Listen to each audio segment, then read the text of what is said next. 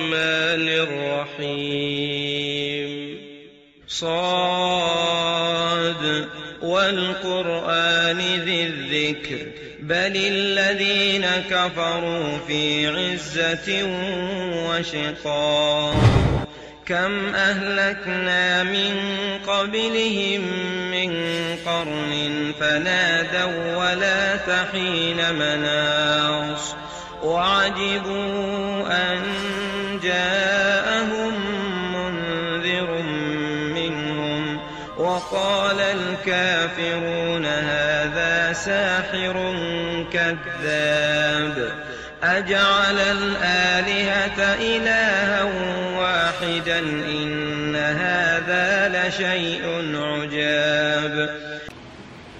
أعوذ بالله السميع العليم من الشيطان الرجيم. بسم الله الرحمن الرحيم. سبحانك لا علم لنا إلا ما علمتنا إنك أنت العليم الحكيم ولا فهم لنا إلا ما فهمتنا إنك أنت الجواد الكريم. الحمد لله رب العالمين. الحمد لله رب العالمين. الحمد لله وكفى. Louange à Allah subhanahu wa ta'ala qui nous a facilité le fait de nous entretenir sur ce sujet-là aujourd'hui. Donc Inch'Allah, aujourd'hui nous parlerons essentiellement du livre La Voie spirituelle du Cheikh Ben Halima Abd Raouf. Donc nous allons aborder 3 points principaux. Le premier point, c'est qui est Cheikh Ben Halima Abd Raouf. Et deuxièmement, quelle est l'importance de lire ou d'apprendre à prêcher ce livre. Et troisièmement, quelle est la méthode en tant qu'élève, quelle est la méthode aisée afin de pouvoir retenir les grandes lignes de ce livre-là. Donc Inch'Allah, dans un premier temps, comme nous l'avons dit, nous allons parler un peu du Cheikh Ben Halima Abd Raouf, qui est le fondateur de notre ONG, notre organisation internationale, qui est implantée aujourd'hui dans 35 différents pays à travers le monde. Et donc cette organisation-là a pour but de former et de traiter les gens à travers le monde qui souffrent des maladies mystiques telles que la sorcellerie, la possession des djinns, ainsi que le mauvais œil. Et donc, Inch'Allah, comme nous l'avons dit, le Cheikh Ben Halima est un traitant de renommée internationale. Il a visité plusieurs pays et il a aidé et formé des centaines de milliers de personnes à ces méthodes-là qui sont avérées efficaces par rapport au traitement de la sorcellerie, des djinns et du mauvais œil. Et donc, dans son programme de formation, le Cheikh Ben Halima insiste beaucoup sur le fait que ses élèves doivent apprendre à prêcher la voie spirituelle, qui est un livre incontournable. Le livre qu'il qualifie lui-même de son chef-d'œuvre. Le livre qui concentre la voie que nous devons suivre afin de pouvoir, Inch'Allah, nous rapprocher d'Allah subhanahu wa ta'ala comme il se doit. Donc, nous allons revenir un peu sur ce livre-là.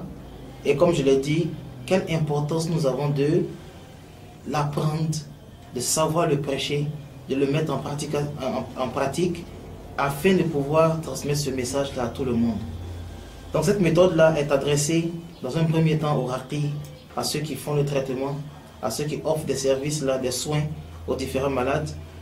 Également, cette méthode-là est également expliquée aux malades afin qu'ils puissent comprendre que la maladie est un test d'Allah subhanahu wa ta'ala et c'est Allah qui en accorde la guérison. Et donc, c'est en se rapprochant d'Allah subhanahu wa ta'ala, en faisant beaucoup d'invocations, qu'on peut être sûr qu'Allah subhanahu wa ta'ala va nous accorder une guérison durable et fera en sorte que, Inch'Allah, nous n'allons pas retomber à chaque fois dans ce genre de maladie-là. Dans la voie spirituelle, comme je l'ai dit, en quoi est-ce que c'est important pour le raqi dans un premier temps? La voie spirituelle est importante parce que nous avons des patients que nous recevons, nous avons des cas que nous traitons. Et donc ces cas-là, lorsque nous faisons des efforts afin de pouvoir les traiter, afin de pouvoir donner des solutions, il est important au raqi, à celui qui traite, d'avoir une spiritualité assez haute, d'avoir une bonne spiritualité afin d'avoir des résultats qui seront durables. Et donc le raqi, la spiritualité n'est pas seulement dédiée à faire des zikrs, à faire des invocations, à répéter des choses pendant plusieurs temps, juste parce qu'on se dit que on va pouvoir avoir une grande spiritualité en répétant un peu plus de fois Astaghfirullah, ou bien la ilaha illallah. Donc il faut savoir que la voie spirituelle nous trace une voie. Et en tant que raki, en tant que traitant dans ce domaine-là, nous devons faire un effort afin de maîtriser cette voie-là. C'est une voie qui nous aide véritablement à nous rapprocher de Dieu de façon spectaculaire, de façon rapide et de façon inégalée. Donc nous allons revenir tout à l'heure, comme je l'ai dit, maintenant à l'importance de voir cela en tant que malade. Il est très important de savoir que le fait d'être touché par les génies, par la sorcellerie ou par le mauvais œil, cela est un test d'Allah subhanahu wa ta'ala sur sa créature. Donc qu'est-ce que nous devons faire lorsque nous avons cela? Nous devons patienter, mais nous devons également continuer à faire des invocations, des doigts et demander à Allah subhanahu wa ta'ala en nous rapprochant au maximum de lui afin de pouvoir obtenir la guérison. La ruqya est d'abord un moyen de se rapprocher d'Allah, est d'abord également un moyen de faire des invocations pour qu'Allah puisse enlever cette maladie-là. Et donc il est important également cette méthode-là aux malades de bien la maîtriser, de bien la comprendre, de bien la cerner, de se situer par rapport à elle et de mettre cela en application jusqu'aux dernières lignes. Maintenant, pour en revenir au dernier point qui concerne maintenant quelle est la méthode pratique qui est enseignée afin de permettre à un élève du Cheikh Ben Halima ou à un quelconque malade, une quelconque personne de maîtriser un peu quelles sont les grandes lignes de la voie spirituelle du livre du Cheikh Ben Halima Abd Raouf.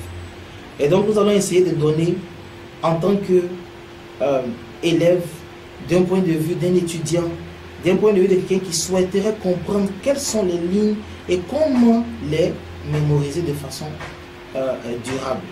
Donc il faut savoir que cet exposé que nous donnons, ce résumé, ne remplace en aucune manière le livre lui-même. Et cela ne remplace pas aux malades ou aux ratés de lire et de relire plusieurs fois le livre La Voie spirituelle dans les moindres détails.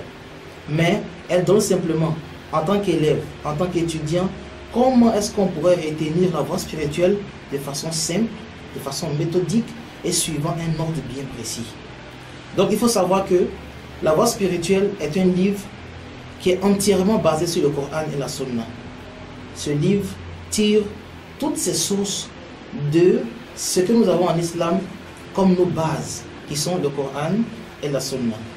Et deuxièmement, il faut savoir que ce livre-là donne un programme en 9 parties qui est situé, mais qui s'étale sur la phrase La ilaha illallah Muhammad Rasulullah sallallahu alayhi wa sallam. Donc lorsque nous prenons la phrase La ilaha illallah Muhammad Rasulullah, elle est divisée en 3 grandes parties. La première partie, c'est laquelle? C'est La ilaha, qui signifie il n'y a d'autres divinités. Une partie qui donne une négation. Que veut dire cette négation-là? Ensuite, nous avons la seconde partie, Illallah, qui est une exception, une affirmation, sauf Allah. Et nous avons la dernière partie qui est Muhammad Rasulullah sallallahu alayhi wa sallam, qui nous donne que Muhammad est certes l'envoyé d'Allah subhanahu wa ta'ala. Donc le programme en 9 parties, premièrement, il est divisé en 3 groupes de 3 différents modules. Je répète, La ilaha, la partie négative, elle est constituée de 3 parties. Illallah, la partie affirmative, est également constituée de 3 parties. Et Muhammad Rasulullah, la partie qui concerne le service d'Allah subhanahu wa ta'ala, qui est également en 3 parties. Maintenant, nous allons d'abord dans un premier temps donner le squelette, le donner comme ça les grands titres, et ensuite expliquer à chaque étape comment est-ce qu'on peut les retenir de façon simple, de façon, comme on appelle en français, mémotechnique. Une méthode qui permet à la mémoire de conserver l'ordre et de pouvoir le faire revenir en un temps record. Donc, dans un premier temps, j'ai dit La ilaha, la partie négative. Qu'est-ce qu'il y a de noir en nous que nous devons enlever? Et donc, ces 3 parties-là, nous avons dans un premier temps ce qu'on appelle l'orgueil. L'orgueil qui est le plus grand problème sur lequel le musulman, le raqi, le malade doit se concentrer à pouvoir enlever de son cœur. Le deuxième, c'est quoi? Hubbu dunya, qui est l'amour de dunya.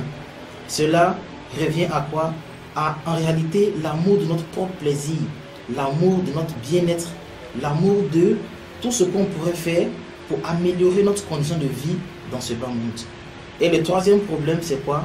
c'est al-riya, qui est l'ostentation. Le fait de faire les choses afin de tenir compte de l'appréciation que les gens ont de nous. Maintenant, ce premier niveau, comment est-ce que de façon méthodique, de façon mémotechnique, nous pouvons retenir cet ordre-là? Il faut savoir que, tout comme nous avons une maison qui est sale, lorsque nous voulons la balayer, qu'est-ce que nous faisons? Nous commençons toujours de l'intérieur vers l'extérieur. Lorsque nous avons un endroit qui est sale, que nous voulons nettoyer, qu'est-ce qu'on fait? On nettoie toujours de l'intérieur vers l'extérieur. Et donc, on va balayer à l'intérieur, on va nettoyer également la maison, et ensuite on va aller verser les saletés à l'extérieur complètement. Et donc cet ordre-là, à tout moment, il faut le garder en tête. Cela ne signifie pas que lorsque vous devez prêcher la voie spirituelle, vous devez revenir sur ces mots-là. C'est juste un moyen de retenir, un moyen mémotechnique. Donc, lorsqu'on prend l'être humain également, ce qui est à l'intérieur de nous, c'est le cœur. Et ce qui constitue même la maison elle-même, c'est quoi? C'est le corps de l'être humain et l'extérieur. Donc lorsque nous voulons nous purifier, lorsque nous voulons retirer en nous les fausses divinités, lorsque nous voulons retirer en nous tout ce qui constitue un mauvais attachement, ce que nous devons faire, nous devons commencer de l'intérieur jusqu'à l'extérieur, afin de pouvoir bien nettoyer la maison et ne laisser aucune saleté. Et donc ce qui est à l'intérieur, c'est quoi? C'est l'orgueil. L'orgueil, le siège, c'est dans le cœur, à l'intérieur. Le deuxième, c'est quoi? C'est l'amour de dunya. L'amour de dunya, comme nous l'avons bien défini, cela équivaut également à l'amour de notre bien-être. Le fait de tenir compte de tout ce qui nous ferait plaisir, tout ce qui pourrait améliorer nos conditions de vie. Et donc cela concerne quoi? Le corps. Cela concerne notre corps à nous-mêmes. Et donc ça considère la maison elle-même. Et en troisième position, nous avons maintenant l'extérieur. Faire les choses à cause des gens. Faire les choses en tenant compte de la réputation qu'on va avoir auprès des gens, de l'appréciation qu'ils auront de nous. Donc cela, ça concerne l'extérieur. Et cela, ça équivaut à quoi? Au fait qu'on a jeté les saletés à l'extérieur. Donc on retient l'ordre de l'intérieur à l'extérieur, l'orgueil, l'amour du bas monde, et enfin nous avons l'ostentation. Et cela nous donne les trois composantes de la ilaha, qui est la partie négative. En deuxième point, nous avons illallah, l'affirmation. Il n'y a pas d'autre divinité sauf Allah. Et Allah, en ce qui le concerne, lui, nous avons des niveaux de conscience. Nous devons prendre conscience de certaines choses par rapport à Allah subhanahu wa ta'ala. Maintenant, comment est-ce qu'un étudiant, un élève, comment est-ce qu'un malade pourrait essayer de faire un effort? Ou comment est-ce que n'importe qui souhaiterait vraiment suivre cette voie-là pourrait essayer de retenir les trois qui sont liés à Allah subhanahu wa ta'ala? Et donc, nous avons, en premier lieu, Allah est le créateur de toutes choses. Nous devons prendre conscience qu'Allah subhanahu wa ta'ala est le créateur de tout ce qui nous entoure. Tout autour de nous, c'est Allah subhanahu wa ta'ala qui les a créés. En deuxième point, nous devons également retenir que Allah subhanahu wa ta'ala a une science qui embrasse tout. Allah subhanahu wa ta'ala a une science qui ne laisse rien hors de sa portée. Allah sait tout dans les moindres détails et sans rien manquer dans tout ce que ses serviteurs font. Et donc, cela concerne quoi? La science d'Allah subhanahu wa ta'ala. En troisième point, nous avons quoi? Nous avons le yaqin, la certitude. Nous devons prendre conscience qu'Allah subhanahu wa ta'ala dirige et contrôle tout de notre vie. Et cela, nous devons retenir cet ordre-là. Allah est le créateur en premier lieu. Et deuxièmement, la science d'Allah subhanahu wa ta'ala embrasse tout. Et troisièmement, le yaqin, la certitude sur Allah subhanahu wa ta'ala lui-même. Maintenant, comment est-ce qu'un étudiant pourrait essayer de retenir cela de façon mémotechnique? Il faut savoir que lorsqu'on parle de conscience d'Allah subhanahu wa ta'ala, de la même manière que nous avons pris un exemple, lorsque nous voulons nettoyer une maison, nous commençons de l'intérieur vers l'extérieur. Également, lorsque nous voulons décorer une maison, on commence toujours de l'extérieur vers l'intérieur. Si on veut mettre des pots de fleurs, si on veut mettre des tapis, on veut mettre des fauteuils dans la maison pour la décorer, il faudrait absolument qu'on parte dans un magasin à l'extérieur afin de faire rentrer toutes ces choses-là à l'intérieur. Donc en ce qui concerne la conscience d'Allah subhanahu wa ta'ala, nous commençons à l'extérieur jusqu'à l'intérieur. Et donc Allah subhanahu wa ta'ala est le créateur de toutes choses. Tout ce qui nous entoure, tout ce qui est autour de nous, c'est Allah subhanahu wa ta'ala qui les a créés. Donc nous devons avoir conscience de cela. Tout ce qui est autour, ce qui correspond à quoi? À l'extérieur, où on a commencé, et maintenant on évolue, on progresse jusqu'à l'intérieur. Et donc en deuxième plan, c'est quoi? Il faut savoir que Allah subhanahu wa ta'ala a sa science qui embrasse tout. Et donc cela, comment est-ce qu'on peut l'intégrer? Comment est-ce qu'on peut le retenir? Il faut faire un effort d'avoir sur son corps. Il faut savoir l'action qu'Allah subhanahu wa ta'ala nous regarde. Allah subhanahu wa ta'ala a sa science qui nous surveille à tout moment. Cela doit agir en quoi? En un comportement qui sera différent. Et après cela, il faut savoir également que le yaqin sur Allah subhanahu wa ta'ala, le siège principal est dans le cœur. La certitude en Allah subhanahu wa ta'ala. Il faut être sûr qu'Allah subhanahu wa ta'ala dirige et contrôle toute notre vie. Bon, en ce qui concerne Allah, qu'est-ce qu'on fait? On retient de l'extérieur jusqu'à l'intérieur. Allah est le créateur de toutes choses, complètement autour de nous. Ensuite, Allah nous surveille, il nous voit, ça agit sur notre comportement. Et en dernier lieu, Allah subhanahu wa ta'ala, il faut avoir le yaqin sur lui, il faut avoir la certitude sur lui. Et cela, ça se passe dans le cœur. Il faut avoir la conviction qu'Allah subhanahu wa ta'ala dirige et contrôle tout dans la vie. Inch'Allah, le troisième et dernier point qui est quoi? Qui est Muhammad Rasulullah sallallahu alayhi wa sallam. Et comment est-ce que nous pouvons d'abord retenir cela? Et quelles sont les différentes composantes de Muhammad Rasulullah sallallahu alayhi wa sallam? Donc Muhammad Rasulullah a trois composantes qui sont quoi? Premièrement, il faut avoir la certitude en ses propos. Il faut avoir la certitude en ses propos, qui est également traduit par quoi? La certitude dans le monde caché.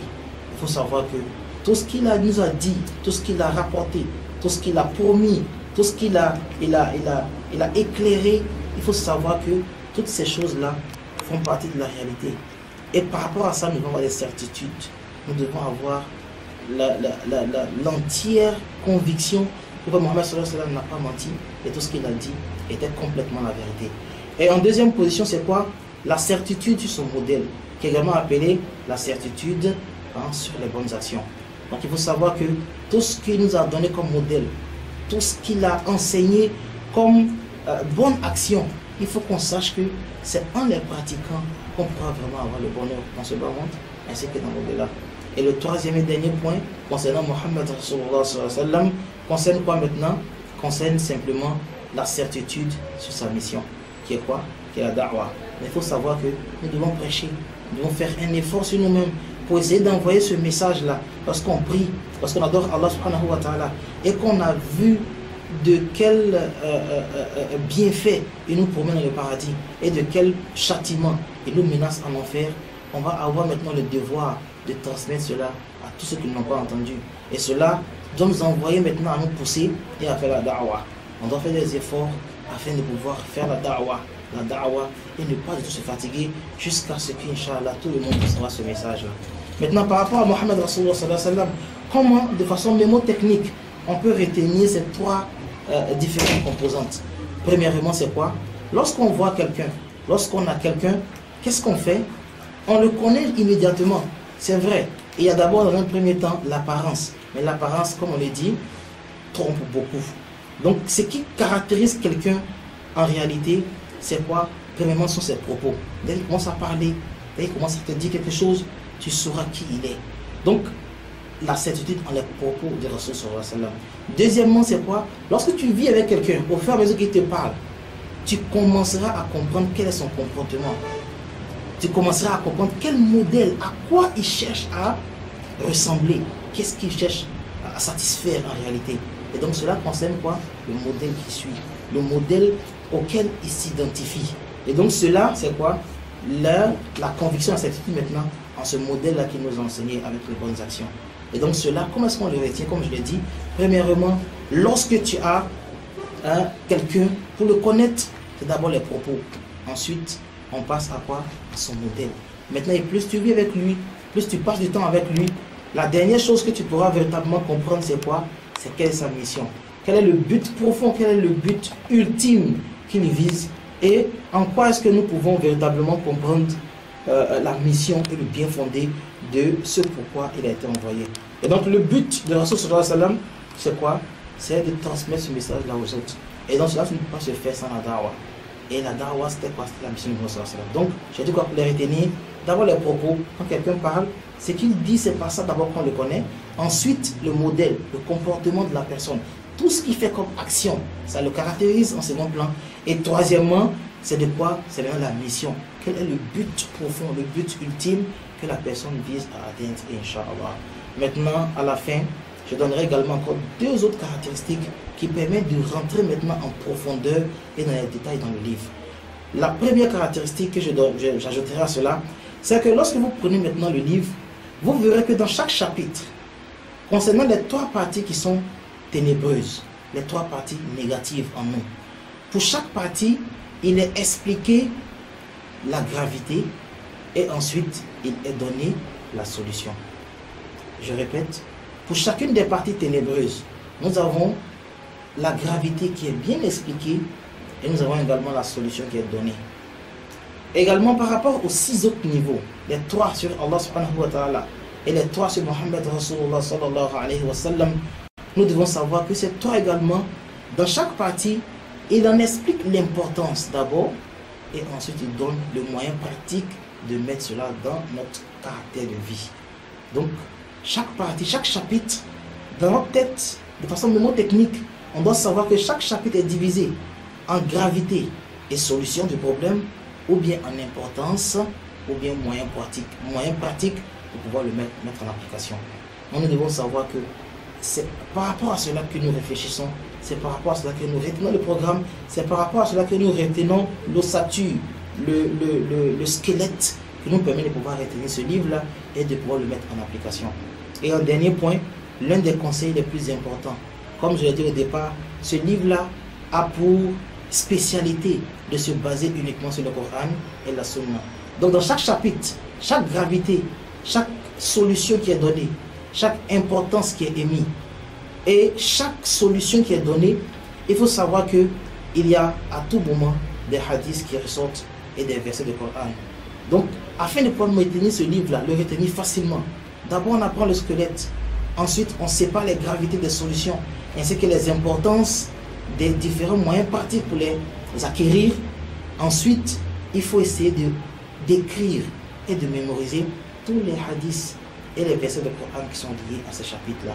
Dès que vous le ferez, dès que vous prenez ce livre-là après, et que vous le lisez, vous verrez qu'il sera très facile pour vous de pouvoir le comprendre, très facile de le mémoriser. Et Inch'Allah, comme le chef nous le dit et nous le répète à chaque fois, il sera très facile après de pouvoir le prêcher. Non pas juste parce que vous voulez juste donner des informations aux gens, mais parce que vous avez pratiqué, vous avez vu l'importance de ce livre-là, et donc vous voyez l'importance que les différents raqis et les différents patients que nous avons puissent vraiment s'intéresser à ce livre-là et puissent vraiment suivre cette voie et se rapprocher d'Allah subhanahu wa ta'ala jusqu'à ce qu'Allah subhanahu wa ta'ala les agrée, les accepte et bien sûr les utilise pour le bien de sa religion. Donc on va s'arrêter ici par la grâce d'Allah subhanahu wa ta'ala. Donc voici le livre en question que nous avons essayé d'exposer aujourd'hui. Voie spirituelle, méthode pratique du Cheikh Ben Halima Abdel Raouf. Nous l'avons dit, ce livre-là est partie prenante, est partie intégrante du programme de formation, le niveau 2. C'est le premier chapitre de niveau 2. Et donc il est obligatoire à tous les raqis de le maîtriser, de l'appliquer et en plus de savoir le prêcher. Parce qu'il revêt d'une très grande importance.